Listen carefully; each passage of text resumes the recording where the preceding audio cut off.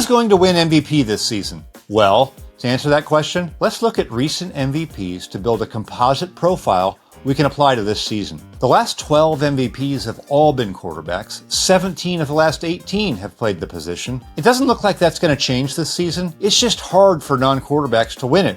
Last year, Eagles running back Saquon Barkley topped 2,000 yards for a team that was great, won the Super Bowl in the end. He still didn't win the award. So let's look at quarterbacks having great seasons. And remember, winning is important here. The last 12 MVP quarterbacks had a combined record of 155 and 38. That's an 80% win rate. The last MVP from a non-playoff team was O.J. Simpson way back in 1973. So the next MVP is probably a quarterback from a playoff team.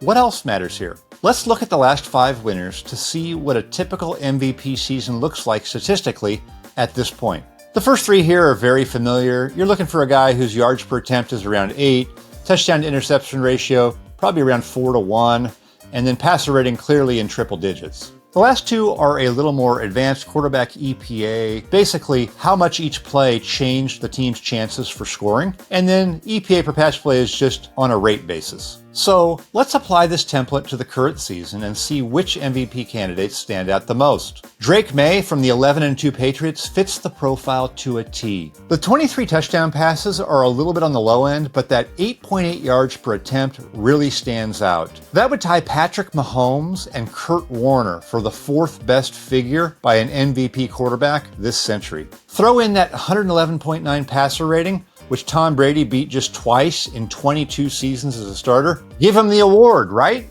Not so fast. Betting odds are historically a very reliable indicator, and they change week to week. Maye entered week 14 as a narrow betting favorite, but the Los Angeles Rams' Matthew Stafford overtook him while Maye was on his bye. Stafford is an interesting candidate. By the numbers alone, he doesn't quite measure up. So why is he the betting favorite?